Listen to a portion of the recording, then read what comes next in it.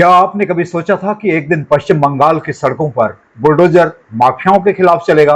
Railway station से लेकर बड़े बाजारों तक अवैध कब्जे हटाए जाएंगे और लोग खुलकर अपनी बात कह पाएंगे।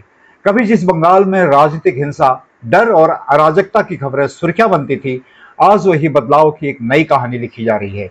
और अगर आप भी जानना चाहते हैं कि आखिर पश्चिम बंगाल में ऐसा क्या बदल रहा है जिसकी चर्चा पूरे देश में हो रही है, तो इस वीडियो को अंत तक जरूर देखिए।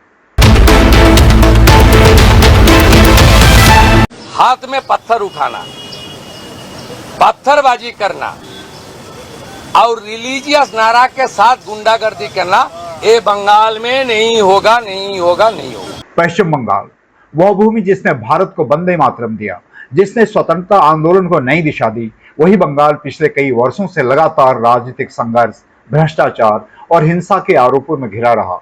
आम लोगों का आरोप था कि कानून व्यवस्था कमजोर पड़ चुकी है, कई इलाकों में राजनीतिक दबाव बढ़ चुका था और लोग खुलकर अपनी बात कहने से भी डरते थे।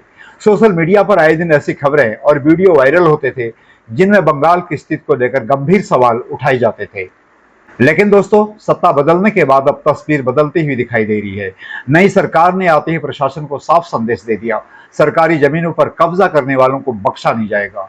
हावड़ा रेलवे स्टेशन सहित शहर के कई प्रमुख इलाकों में अवैध निर्माणों पर कार्रवाई शुरू हुई, बुलडोजर चलने लगे। जिन सड़कों पर वर्षों से अतिक्रमण था, वहां अब सफाई और चौड़ीकरण का काम शुरू हो चुका है।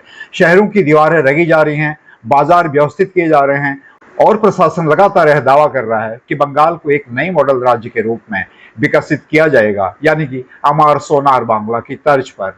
सरकार का कहना है कि अपराधियों पर सख्त कार्रवाई की जा रही है। कई इलाकों में पुलिस ने बड़े ऑपरेशन चलाए हैं। लोगों का दावा है कि अब पहले के मुकाबले कानून का डर ज्यादा दिखाई देने लगा है। आम नागरिकों के बीच यह चर्चा तेज है कि वर्षों बाद उन्हें ऐसा लग रहा है कि प्रशासन खुलकर काम कर रहा है और राजनीतिक दबाव से ऊपर उठकर फैसले ले रहा है। इस बारे में कई लोग यह भी कहते हुए सुने गए कि वे अपने धार्मिक और सांस्कृतिक कार्यक्रमों को पहले के मुकाबले ज्यादा खुलकर आयोजित करने की उम्मीद कर रहे हैं। बंगाल की गलियों में अब विकास, सुरक्षा और कानून व्यवस्था को लेकर नई चर्चाएं सुनाई देने लगी हैं। युवाओं के बीच यह भावना तेज हो रही है कि राज्य को हिंसा और डर की राजनीति से बाहर निकालकर एक नई दिशा दी जानी चाहिए। हालांकि विपक्ष इन कार्रवाइयों को राजनीतिक बदले की भावना बता रहा है। उसका आरोप है कि सरकार अपनी शक्ति का प्रदर्शन कर रही है, लेकिन दूसरी ओर बड़ी संख्या में लोग इसे कानून व्यवस्था स्थापित करने की कोशिश मान रहे हैं। सोशल मीडिया पर लगातार बहस चल रही है कि क्या यह बदलाव वास्तव में बंगाल की एक नई शुरुआत है या फिर एक सिर्फ राजनीतिक रणनीति का हिस्सा। लेकिन दोस्तों, एक बात साफ दिखाई दे रही है, पश्चिम बंगाल अब बदलते हुए भारत के राजनीति का सबसे बड़ा केंद्र बन चुका है।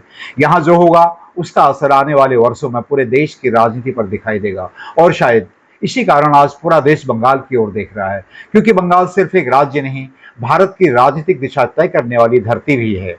दोस्तों, क्या आपको लगता है कि बंगाल वास्तव में एक नई दौर में प्रवेश कर रहा है या फिर यह बदलाव सिर्फ राजनीतिक माहौल तक सीमित रहेगा? अपनी राय कमेंट में जरूर लिखिए। वीडियो पसंद आए तो लाइक और शेयर करें और ऐसे राष्ट्र, राजनीति और समाज से जुड़े बड़े विश्लेषण देखने के लिए मैंडस्केप इंडिया को सब्सक्राइब करना मत भूलिए, क्योंकि यहाँ हम सोचते भी हैं खुलकर और बोलते भी हैं खुलकर। जय हिंद, जय भारत। डर लगता था जय श्री राम बोलते हुए भी। छत्तीसगढ़ में जाके जय श्री राम बोलते थे, खाटू आके जय श्री राम बोलते थे, पंजाब में आके जय श्री राम बोलते थे, बंगाल में नहीं बोलते थे। सनातनी इकट्ठे हुए। आज कलकत्ता की गलियों में बाबर आबर डाबर गाजर नहीं होता, कलकत्ता की गलियों में जय श्री राम होता है साहब।